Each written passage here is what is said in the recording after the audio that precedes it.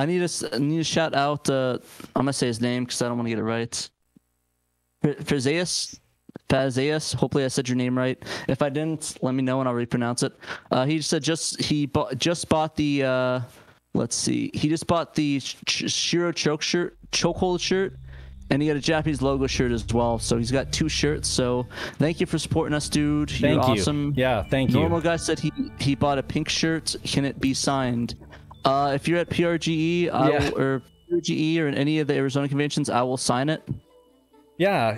Just we're gonna be at conventions. We're gonna be doing that once things actually start rolling out in person again.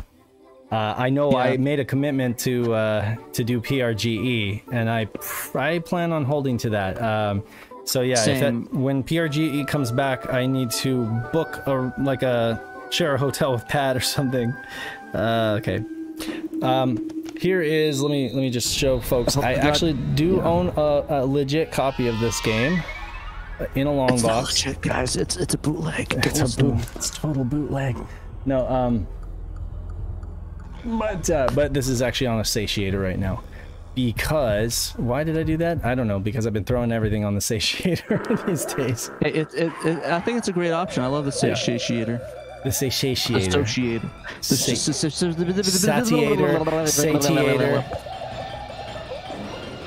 All right. So, who would like to start us off? Who would like to talk about Nights into Dreams? Let's hear your night stories, my dudes. We got 2 people, Normal Guy and Momphis. Oh, I think Normal Guy's up. Whoever gets Yeah. Oh, did you want to go first, Night, I guess? Yeah, I can go first. Freaking, I was talking about this earlier today. You guys motivated me to play this instead of doing some work, so I got about an hour of gameplay in, and dear God, am I terrible. Same. First time going through, scored all D's. Like, oh, I don't remember this game like I used to. Remember back 20 plus years ago playing this? I had the whole thing memorized, could nail A's throughout the whole thing. Now it's like, what the hell is going on? So yeah, I'm pretty sure I'm pretty bad at the game as well, so I definitely understand that. Where did you first experience nights, or had your first night's exposure? Your nighttime. I'm trying to find out a pun. I'll figure it out for the next guy. See, the first time I played this was, I want to say, was probably '99. I remember getting it at Toys R Us for about $2. It was either, I think that was one that was $2. It was one of their random like garbage bins that they had back in the day. We had to like dig through to find really obscure stuff, and it was that and Madden 97 that I purchased, which is the same actual incident I was telling you guys about months ago, where it just cracked in my hand. That's how I remember it. Freaking Madden 97 cracking. But yeah, it was those 2 games. Madden was 99 cents, and that game was like $2 or $3. I picked it up and I'm like, oh, nice cheap Saturn game. I'll play it. And then I got into it pretty much like the first night. There's something weirdly aggravating yet addicting about this game. It's like you play it through first couple times, and you're just failing, and you just don't want to give up. You want to get to at least a C. And yeah, and you keep dying on the boss constantly, and it's like you're just like getting the sense like attack the boss from the air, or the boss doesn't like loops, and it's like, what the hell is that supposed to mean? Oh yeah, the bosses, man, forget about it. I remember the first boss, that weird bunny or whatever, just throwing her around everywhere, like, how do I kill this thing? Eventually it's like, oh, I gotta knock her through that one little wall there or whatever, that like, you would accidentally knock her through. It's like, oh, I can't actually kill her. That's why time was running out. And then I remember that weird knight's clone, I can't remember what her name was. Remember that battle also being real pain. Yeah, I actually, to be honest, I never really got that far into the game. I really need to sit down and play it, because I think it's I mean, I think there's required reading for being a SHIRO, at least for me. Yeah. And I think that's required reading to beat. Like, there's certain games I need to beat. Like, I need to beat Soccer Wars. I need to beat Die Hard Arcade, which I did. House of the Dead, beat that one. But there's some games I still need to beat. Like, I still need to beat, Grandia and, of course, both the Lunar games when they when the second one gets translated, if it ever does. And of course, Sakura Wars. So I think there's required reading. I think that's one I need to beat as NiGHTS, but I only have I don't have the 3D pad, so maybe I'll have to look into investing into an adapter for that. Yeah, you definitely want the 3D pad for this. The gameplay is completely different on a D-pad than it does. This is like one of the few Saturn games where it seems to be really succinct with the analog controller. Yeah. Where if you go like 10 degrees, it'll move it that amount. It's not going to jitter or anything. And it's actually a good way to test if your the analog needs calibration or anything. I agree. It's so fine-tuned for this game that it really does.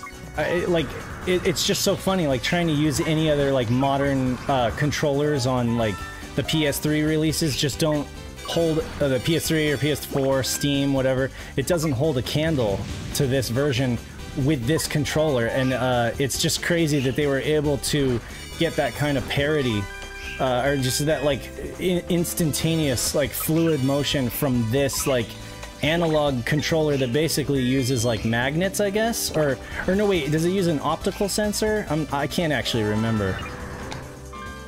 Yeah, I don't remember offhand either. I don't remember offhand what the Saturn version uses. The Dreamcast, I think, uses optical. I think the Saturn uses magnets for its analog, but somebody can correct me in the comments if I'm wrong about that.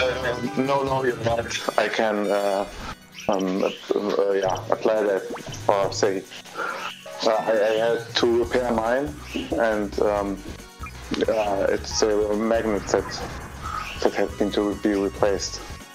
You're correct. Oh, it's a magnet, yeah. Mm-hmm. Yeah. Okay, sorry for interrupting. No worries. Your mic okay though? It sounds like you got downgraded the mic a bit. I will switch the microphone right now, and now with my audio headphones, I just wanted to throw that in, that information. I will now set up my better equipment. Fair enough. Okay, thank you. Speak you. Gotcha. Yeah, we'll definitely get you back for the night story. What about you, Nola guy? Do you want to talk about some of your night memories as well? Sure. I just want to say first, Meph is one of the coolest guys on here I met so far. But yeah, in mine's not time accurate. Of course, I'm a younger guy, 28, so I first played it back in 2005, 2006. Went over to a classmate's house. He had an old Saturn, and he just had the demo disc. So we just played that. Oh, nice. And did you? How far did you guys end up getting in that? To the first, I think it's to the first boss, and I couldn't get past it, and I wasn't very good. Don't worry, same here. But then I got it again on the PSN, and again I wasn't very good. But you know, it's one of the prettiest Sega games I ever played. Yeah, I definitely think it's very fantastical, for sure. It definitely looks great. I love the art style of it. I love the music. The music's probably my favorite part of the game itself. But did you get the same reaction with the music, or are you more just like the art style and design of it? I just thought the visuals are great. When it comes to music, I'll never give up on Saturn's Sonic R. That's my. I can't deny that's a fantastic soundtrack. But I thought the music was kind of lackluster. Sorry to step on toes. Oh, you're good. That's why we got you here. Also, did your Saturn just crash? My Saturn? Oh, it was like lagging for a second. Oh, there was no it? Video. The video was just frozen. I don't know if maybe it was lagging or something. I paused it. Oh, you paused it. Okay, I didn't see the pause button. I paused it, and the issue was that my headphones. It's still happening. Like my right, the audio is not coming into my right ear. So, dang it, it's still not coming into my right ear. There's some kind of issue. Yeah. Could be the could be the actual capture card. I don't know. There's stuff going. Actually, let me just see here. There's something going on with my setup today, and I have no idea what it is. But this does happen sometimes with my headphones, like where I have to like kind of jangle the jack in my Jangle the jack? I don't know. Jingle, jangle, jingle, jangle, jingle, jangle, jingle, jangle. I don't know. It's weird. I can actually hear you right now in both ears, but I can only hear the stream in one ear. So that's weird. Huh. Yeah. Isn't that kind of strange? Like, not... Audio interfaces. Yeah, I really don't know what's going on today audio-wise, so I apologize to everybody who can maybe only hear half of the audio. No worries. We got a couple comments on YouTube about the game. If it's cool if I read those real quick. Absolutely. So we got Stuart Stapleton saying, I was anticipating the game for months. It was a huge event for me and my friends on release. We played the hell out of it. An all-time favorite. I think that's really cool. I think I really wish I had more friends that were intrigued in playing this. I mean, I didn't know anybody that played it. My first experience of Nights, I'll tell in a little bit. It was a bit sad, in all honesty. Hopefully yours is a little bit more cheerier, Dave, than mine at least. Yeah. Well, as you know, I can't play this and talk at the same time. Damn it. I gotcha. Well, we can circle back. We'll go into a net kinetics comments. He said, after picking up this in Panzer Dragoon Zwei, I was hooked on the Saturn. A year later, I purchased an N64 and still think Sega's console was better. And honestly, I have to agree with him on that one. I thought, looking back at it, as much as I love like Mario 64 and Ocarina and Star Fox, I still think Saturn had the better library, at least third-party wise, and even first-party in some aspects, because I think there's a rich diversity with the Saturn's library, and Nintendo's, it's like, I think in terms of first-party, it's like you got, you know, Pilot Wings, Mario Karts, Legend of Zelda, and that's really about it. Oh, and F-Zero, if you really want to count that. Well, Saturn had like all these games, like all the Saturn games, the anime games that they worked on, all the RPGs, the racing games, the arcade games, and it's just a ton of great games. And I heard before that it's a great arcade system, like if you like all those arcade games. But I think Sega was a little bit more deeper than that in that regards, to where you can have arcade games, you can have these fantastical RPGs like, you know, Shining Force or you know, Shining Wisdom, or stuff of that nature, or Magic Knights, even though it was the last game released on it. But I guess you see my point, though, right? And you walked away. Anyways, yeah, yes, I still wish they would have released more of the Japan exclusive games in the States. They may have kept it alive longer. I do agree. I think that Saturn really didn't have much to compete with at that point to begin with from Nintendo, and Sony already beat them per se, and even then we still didn't get a lot of really cool Japanese exclusive games on the PS1. So I think maybe they just gave up per se, or maybe the studios just didn't want to port them over, which is a bit of a sadness. It's something I'm at least happy today that we can get these weird RPGs and weird Japanese games translated and localized, so I can play like the weird games and be a weirdo. So what was your question to me when I was trying to beat Gilwing? I basically just asked you, like, did you have a more positive experience with Knights than me, where it's like, oh, I didn't know anybody that played it? Yeah, well, I didn't know anyone who played it. That is true.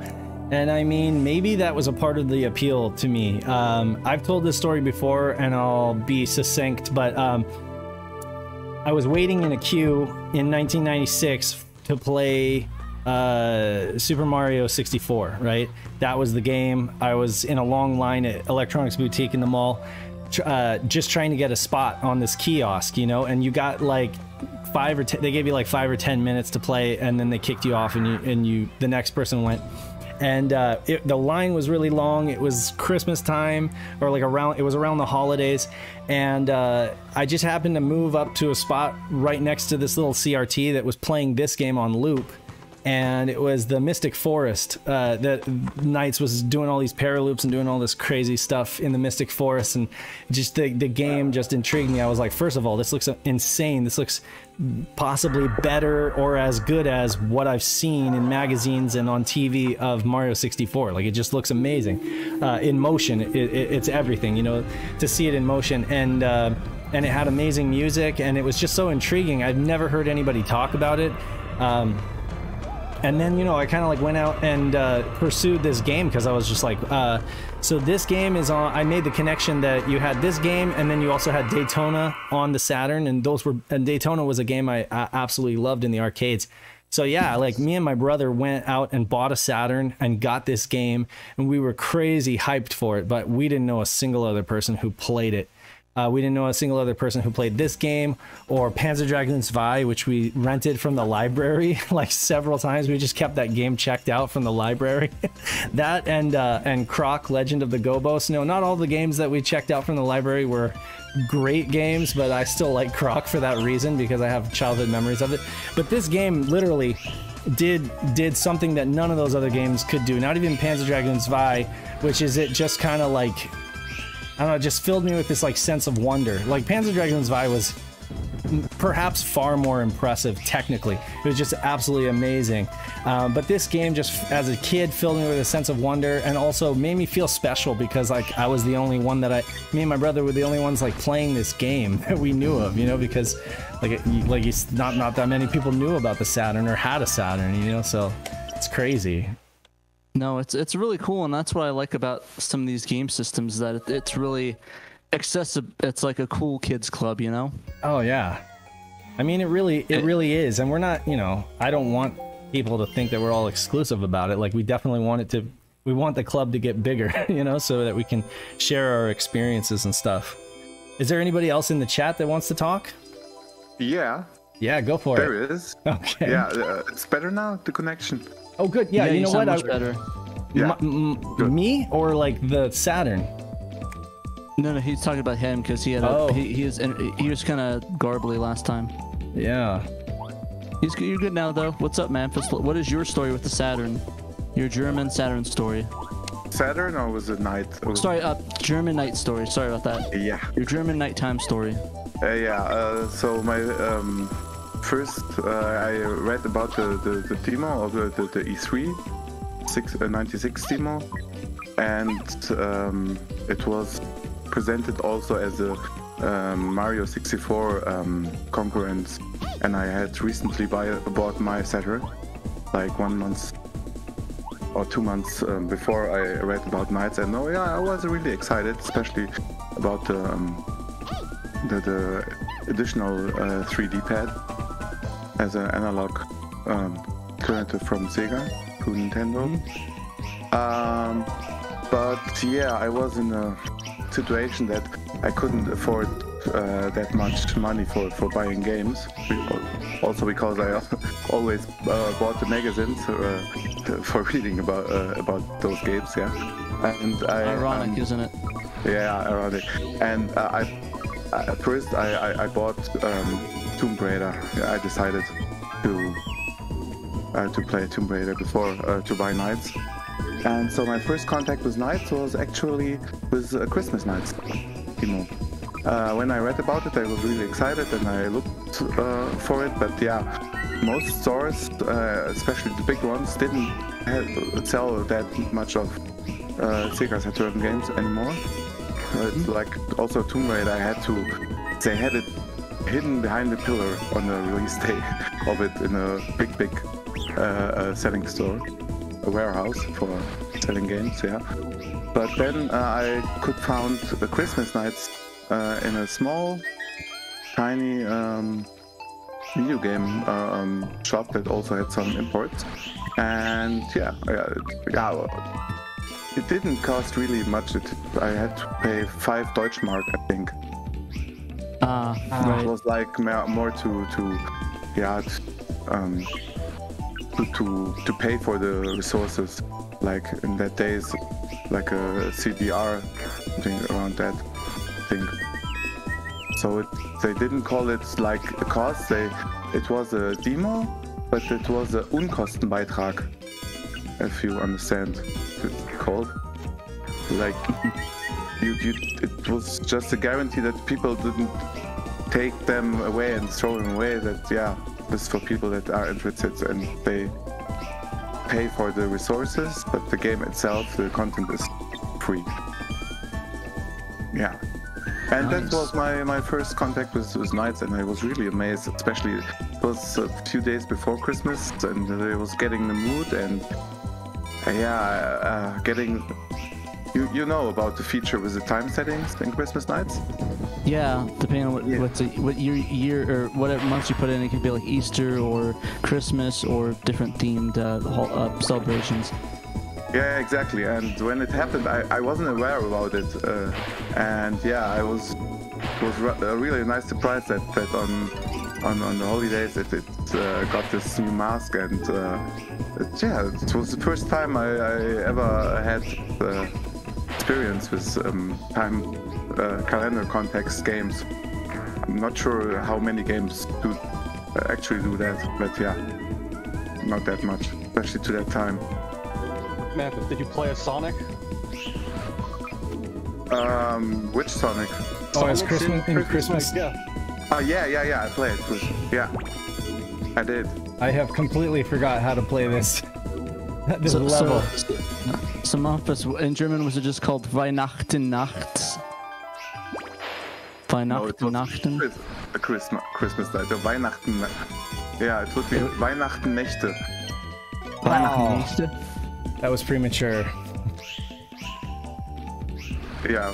Fair enough. Because Nichte is the plural for Nacht, right? Exactly. And nights, say it's plural. Yeah, because multiple nights, but it was called Christmas nights, though, right? It wasn't like translated text on there, right? No, there was no German text. It was a European PAL edition, and like many games, we didn't have so many localized games for Saturn. There were some games that were localized for PS1, weren't for Saturn. Discworld, for example. You had just That's the kind of German cool. text, language, subtitles in German, but the dubbing was just in English, by the PlayStation version and the PC version. I feel you.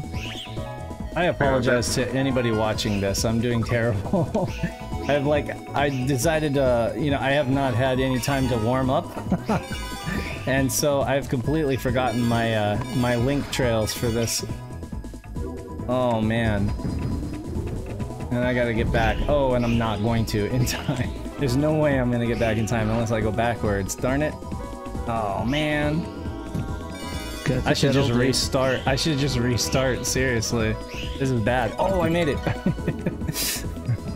Just in time. Yeah, I'm like showing everybody how to do this terrible. I'm like, this is not good.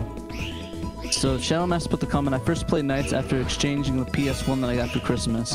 I asked for PS1 not knowing anything about the Saturn, but I plugged it in wrong and thought the video was broken. So we returned the next day, but all they had were Saturn, so I decided to take one home. And the NiGHTS Sampler was the first game I played. Dang, that's like some Destiny defining stuff right there. It's like Destiny made you plug in the Saturn wrong, the PS1 wrong, and you got a Saturn instead, and it changed your entire life future. Okay, yeah, that's a cool story. Not that dramatic. But that's still a really interesting and cool story, though. Yeah, no kidding.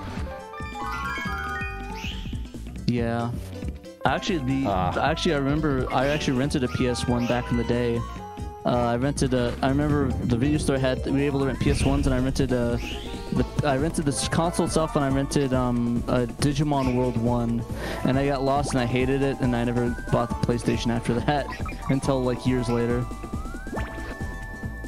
But I'm glad I got the PS1 though. I definitely think that's definitely up there. It's not as good as the Saturn in my view, but there's still a lot of really great games on that, so I can't deny that. least in my opinion. But yeah, I guess I'll tell my experience with Knights. So funny enough, my first experience with Knights was on the Sega Dreamcast, if that makes any sense. And if you know where I'm going with this, you probably know what I'm talking about, right? No. Sonic? Okay. Adventure? Yeah, exactly. So in Sonic Adventure, Crap. in That's bad. the casino zone, you basically play pinball tables. You can have a Sonic themed one or a Knights themed one, and that's where I first really heard of it or played it. I was like, oh, this is really cool. What is this?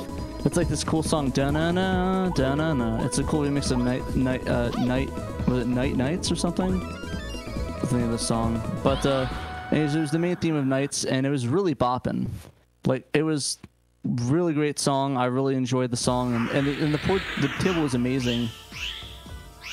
But I was pretty saddened that I was like, oh, there's never a game for this. And then years later, I learned, oh, it's based off the game on Sega Saturn, and I played it, and I was pretty bad at it.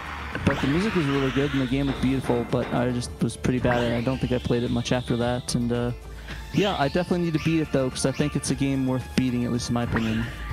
But yeah, and that's my favorite thing about Knights is the soundtrack. It's amazing, great songs. I think it's probably one of the first Sega games that actually had like the Sonic Team sounding formula, like the vocal tracks, I guess the transition of sort of the Michael Jackson pop themed stuff into an actual game. And I think that was pretty impressive, at least to me, at the time, and it really sort of paved the way for the soundtracks in future games such as Sonic R, Sonic Adventure 1 and 2, and basically future games and their whole corny soundtrack. But yeah, and that's probably my favorite thing about Sonic Team games in general, is the soundtrack is amazing.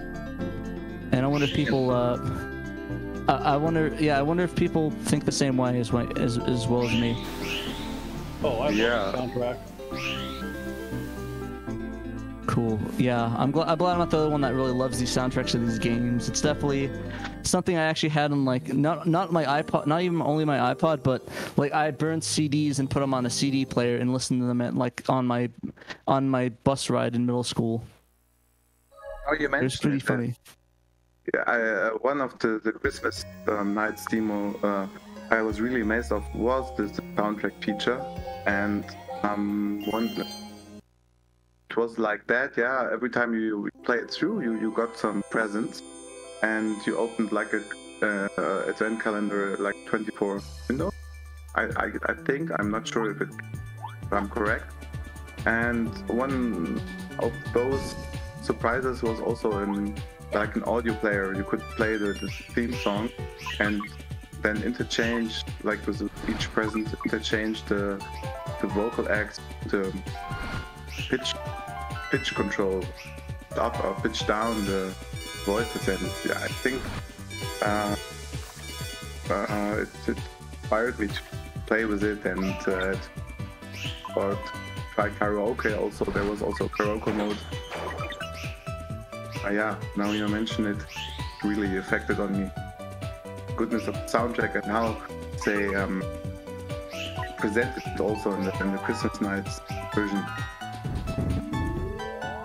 Yeah, and it's a shame that these soundtracks never went on vinyl. I mean, they have stuff like Sonic Adventure 1 and 2 on vinyl currently, and Sonic CD, but they need to get like some of these games on there, these bumping sounds. But I never actually tried the karaoke mode month, so I'll have to boot that up one of these days and try that out, and just play around with it for a couple hours. Yeah, it's nice. Definitely check that out. But yeah, that's pretty much my experience with that. Actually, I'm gonna be right back, okay, to go grab something. So I'll be right back, guys. Yeah. Yeah, so, I mean, I do okay at this game in general, but the truth is, in order to get, like, the really high scores, I have to spend time with it and hone this, hone the overall skill. And you have to, it takes a lot of memorization, for keeping the links going, knowing exactly where you have to be and what things you need to take and what things you need to just leave in order to get those links. Unfortunately, yeah, I'm not really showing folks the best way to play this game, but it's okay. I think this is probably what a lot of folks go through when they fire it up for the first time, or for the first time in a long time. They kind of just are overwhelmed by everything that's going on the screen, and it is a lot, you know. He says while he's making at least A grades. Yeah. I mean, I didn't make an A grade on the last one, and I should have. I mean, I've normally, I think my best on that is like in the 400s or 500s, thousands, you know, but like again, that's knowing that's like spending hours to, you know, hone my skill at it.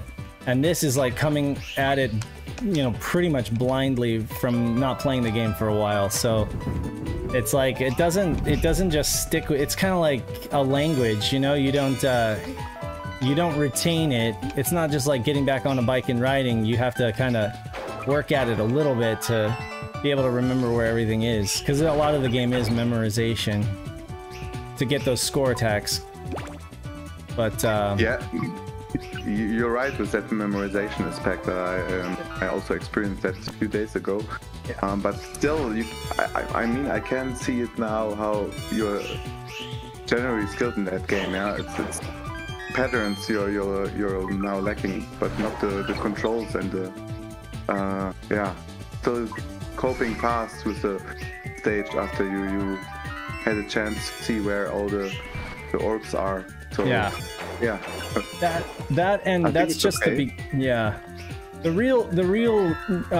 real challenge of this game, once you kind of get used to the controls, is keeping your Link alive, going for an infinite Link and keeping it alive, which is not easy to do, but it's very rewarding when you finally do.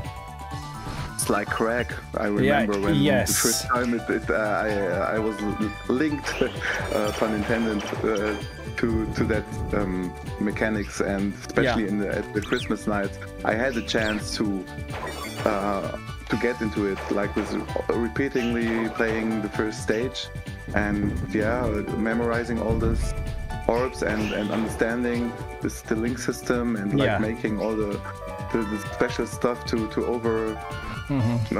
interpolate between the gaps of links. It was really addicting gameplay. And why isn't Peter here putting you to shame? Yeah, if Peter ever gets his like stream setup going, I mean, he'll be the obvious one that will have stream the obvious one to stream nights. I mean, as much as I love, you can love a game without being good at it, and that goes for a lot of the games that I like. I mean, I'm not great at every game that I have a lot of, you know, sentimentality for, but this is one game that I do okay because of just how much time I've spent with it, and the fact that, you know, if I'm gonna do like a competition, or, you know, in one of the groups or something like that, and I hammer away at it for a few hours, it all comes back, you know. It definitely all comes back. Unfortunately, these days I just didn't have the time this time around to spend a bunch of time ahead of time, you know, getting back into it so that I'd be ready for this stream. Unfortunately, I just had to kind of do the best with the time that I had, which is incredibly limited. But either way, we're here to mostly just talk about how great this game is and how different this game is, and it may not have been the silver bullet that the Saturn needed, that they thought it would be, the Mario 64 killer, but it's definitely a great game and a unique game, and one that I think that folks really can't deny its charm, even those that, you know, say it's not for me. You know, I've done it, I've played it, it's not for me. They at least appreciate, they at least can see that, wow, this game is different and it was innovative, and I just don't know that they've come close to making anything like it since. Can anybody think of a game that even comes close to being similar that isn't, you know, Journey of Dreams, which I kind of feel just it misses the mark? You know, not really. It's not Balan Wonderworld, that's for sure.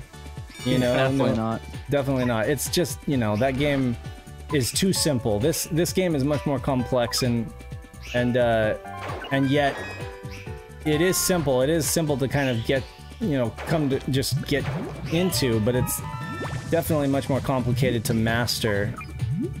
But yeah, I don't think that there's been another game like Nights into Dreams. Which is probably why it remains, you know, special to people. The nice thing about this game is it's really 2 games in one. You got your coin chasing game here, and then if you get too sick of this, you go into the 3D world and you just explore and look for all the little hidden secrets in the game. That's one thing I really liked about this game. Yeah. Stuart says not really, but Echo the Dolphin controls similar, but completely different type of game in general. I can agree with that. I think that's a fair assessment. Oh no, gotta go back. Say I had today while playing some Odin Sphere in the bus, and like trying to hold on the combos. I had a little vibe from the Knights, like keeping up to the links connected. Yeah. Is that on Vita? Yeah.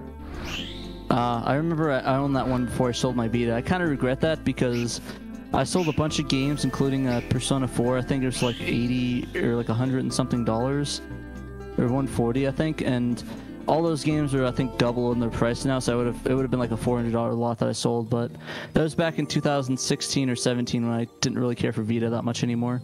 Don't feel bad. I sold my Vita last year or my games for like $1,000, and now they're all doubled. I might use SAP. So is he saying Avita, or is he saying Aviva? Aviva! Or Avita? Whenever he gets hit by something, you know, he's and he wants to buy a Vita. NetKinetic was saying, "Stop playing this game." It's just the Vita is just as bad as the pain he's experiencing, so he's just yelling about that. Exactly. Yeah, Shadow Mask, I think I brought that up earlier. Any thoughts on the Knights pinball minigame at Casinopolis and Sonic Adventure? What was your favorite part of the game? Yeah, I think I said earlier that that actually was also one of my favorite parts of the game, is that Casinopolis. I would literally just get the rings to the very, very, very top just for the lulz, and build a statue up, and then destroy it. No, I build the statue up and then I go Knuckles and destroy it. So I do that quite a bit. But yeah, the Knights pinball game is amazing. It's one of my first experiences with the Knights into Dreams characters.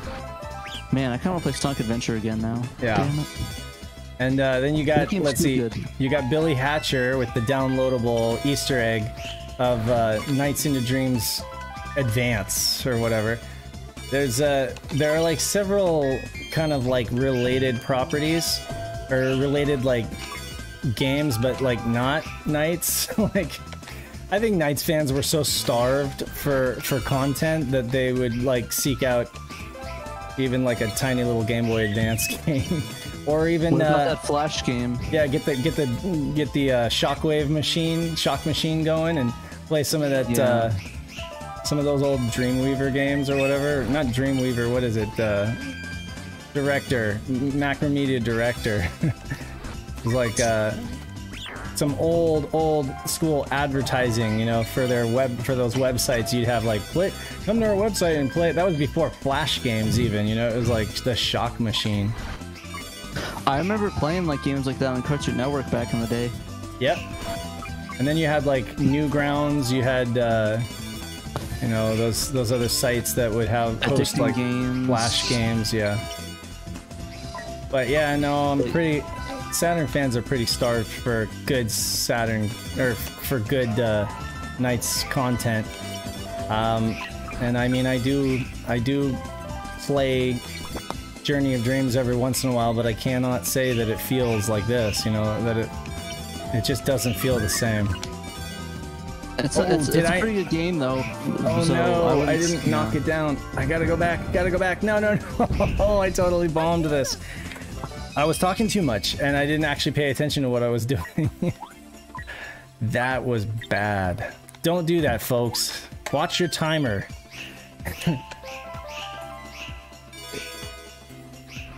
You still there, That's Pat? cool. Yeah. I'm here. I'm just, I'm like, you know, I can't say anything because, like, I'm garbage at this game, so Yeah. I literally can't even make fun of you because you're doing better than me even when you do bad. Well, the problem is that I've found out that, like, this is one of those games where I cannot talk when I'm playing the game. I completely, like, lose focus and I just, I do terrible. Well, you see I see all the combos you're doing. That stuff's intense. I definitely can focus that way. I think a lot of that stuff is just happening. I don't know. Yeah, but no, I'm no way anywhere near as good as you are at this game. Even when you're talking, you're doing better than I am. But yeah, it's a really great game. I really enjoyed it. I wish I was better at it though, but it's probably something I have to play over the years and get better at. Would like to beat it though. That'd be kind of fun. But I don't think that's really the point of the game. Oh, it's a trip, let me tell you. Like, when you finally... That's one of the things where, you know, people say, like, in a game... You know, when a game has the ability to make you feel something emotional, you know, it's special, you know? Like, very few games are able to do that. Like, really do that. And this is one of those games, believe it or not, that if you actually commit to it and you get to the end, which is not that hard to do. It's not that long of a game, actually. You find yourself in this, like, park. It's like a dark park that's just, like, floating in the sky. And you're either Elliot or Claris, and you have, like, no idea what's going on. You don't know where you are. There's nothing you can interact with. There's literally nothing you can do except for jump to your death, basically. You have to, like, take a leap of faith off the cliff. They actually want you to just, you know, basically dive off this cliff. And the first time that ever happens, if you've never seen a walkthrough or anything, sorry, this is a 25-year-old spoiler. But I'm sorry, guys. I realize I just ruined that for people. But, like, the first time you ever do that and you don't know that you're supposed to do that, it really is a leap of faith. You're just like, okay, well, the only thing I can literally do is just jump off this cliff into the abyss. And then you come, like, soaring back as Elliot or Claris, and you're not knights anymore. You're, like, literally Elliot or Claris, like, with the power that you have accumulated or acquired. You have, like, all of the idea orbs, and you're just like yourself, you know? And you've, like, basically overcome your fears, and it's just like you get a rush because, like you said, Pat, the music is so great in this game, you know? Yeah, and I kind of really appreciate that you have that sort of reaction with the game, because, like, I do also have, not specifically this game, but definitely there's games that have given me emotional reactions, or, like, I'll think about it, or I'll keep thinking. Like, I think one of the big ones that really hit me hard is the ending of Twilight Princess. If you ever played that one, Legend of Zelda Twilight Princess. Yeah, that was an emotional game for sure.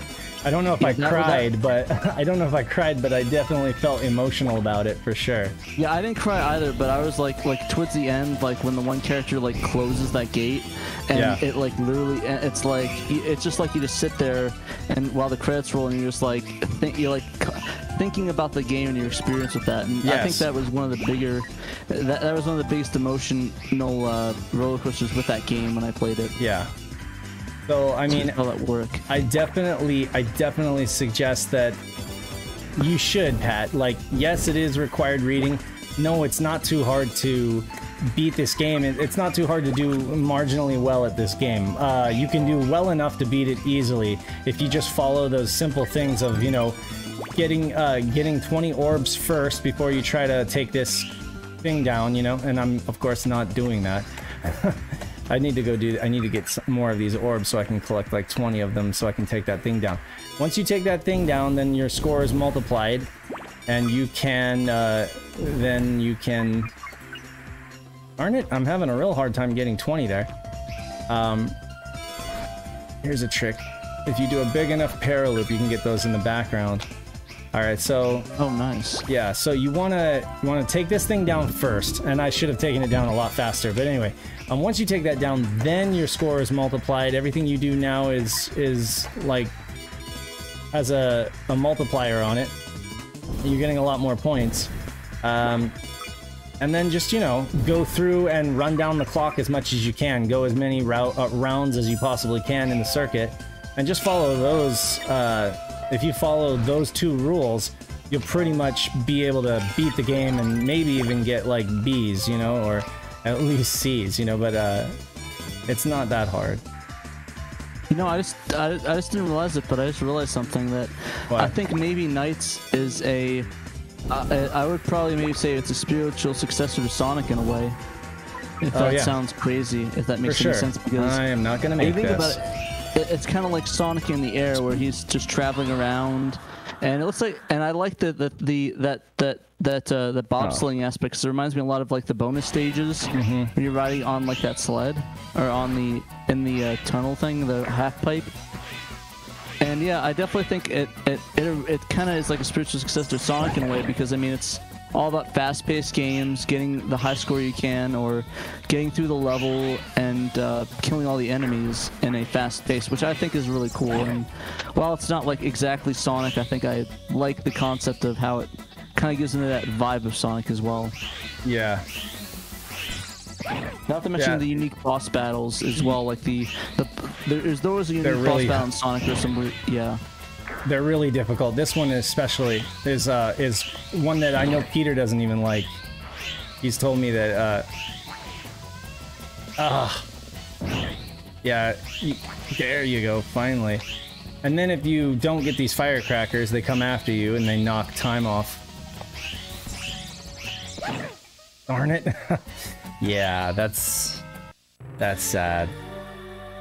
I am not practiced on that boss, the cat. But it doesn't matter, because we're kind of out of time actually. I only had till like 4:30, and then I gotta order the pizza and I gotta go get the kids ready, and we're doing movie night. So I really appreciate the folks who were able to join us in the chat and talk about their memories of the game. One aspect. Phil. Yeah, go ahead. Do you remember the 2-player mode? Versus mode? Yeah, you could unlock the 2-player mode with Rayala, where it's NiGHTS and Rayala kind of like going at it, and you have to like pair loop each other 3 times in that arena. Yeah, like a dogfight. Yeah, that's fun. It's a little, it's like, you know, it's hard to do, but it is fun. You know, I remember my brother and I doing that. You know, briefly, we tried it out, and it was like kind of gets repetitive after a while, but it's pretty cool. I've actually heard about folks not actually using that level the way it's meant to be, and just kind of doing stunts and like doing synchronized stunts instead, you know. I have heard of people doing that, just kind of like, you know, killing time in that mode, and not really going after each other, but instead just doing like synchronized stunts and acrobatics and stuff. So that's I heard that on a podcast. Real art. Thanks for shouting out your Threadless star. Looking super forward to wearing those out in public when they get in. Oh yeah, thanks. I appreciate you supporting us. Yep, thank you very much. Yeah, so stalk you guys down and get Pat to sign one day. Oh, I'm down. We'll all sign them. We'll put it like draw butts or something on your shirt now. Nice. Have a good one, man. Enjoy your family movie night. Yeah, absolutely. Anybody else doing pizza and movie night tonight? I actually am, actually. Nice. Pizza right now. If any of you haven't checked it out yet, go check out that new Loki. It's actually half decent. I need to check that out. I'm caught up on that one. I won't spoil it, but it's really good. It's probably my favorite so far. And I just actually, funny enough, the movie I saw was Black Widow. Oh yeah, you saw Black Widow. That's cool. Yeah, Loki looks amazing. I've been currently watching Manifest, and I'm almost done with that. It's kind of like a Lost ripoff, but oh yeah, I saw it when that's the one where like they get on the plane. It's like been like 10 years or something, or 5. Yeah, it's been 5 years, and then there's a lot. It's a lot of paranormal or like religious overtones. You know, demons, angels, all that weird stuff. It's a trip, but it does definitely seem derivative of Lost. You know, it's kind of like 2020 to 2021's Lost. You know, I think people said that there's people that worked on Lost that did that one. I would not be surprised. I would not be surprised if they literally were in a think tank room and they were just like, let's check all the boxes that made Lost a success, you know? Hopefully they don't finish it off with a terrible ending though this time. I need to catch up on that one. I watched the first season a couple of years ago, but I never finished it up.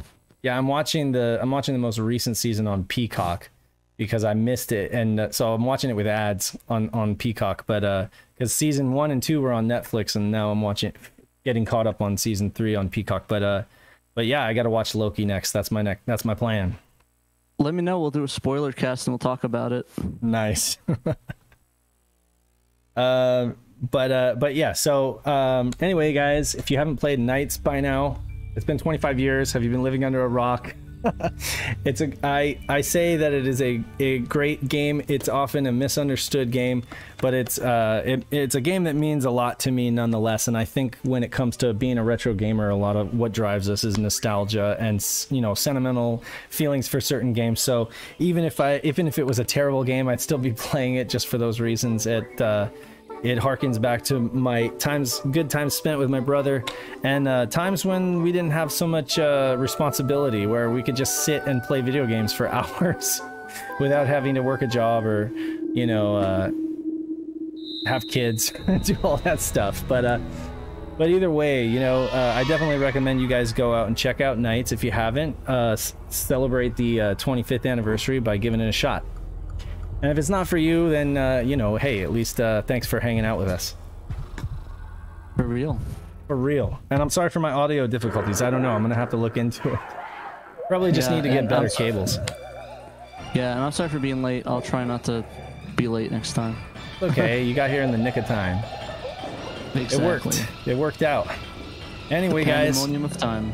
Until next time, this is Saturn Dave and Traino Co. reminding you to go get out there and play your Sega Saturns. You know, join our Discord community. Check out Sega Extreme. Join their Discord too, and check out all of their uploads of patches and cool homebrew games. And you know, you can join us on Facebook, or you can follow us on Twitter. Play Sega Saturn is our handle. And check out the podcast. We've got now years of podcast episodes that you can go listen to if you need more Saturn content. So yeah, that's it. Later, guys. See ya. Peace.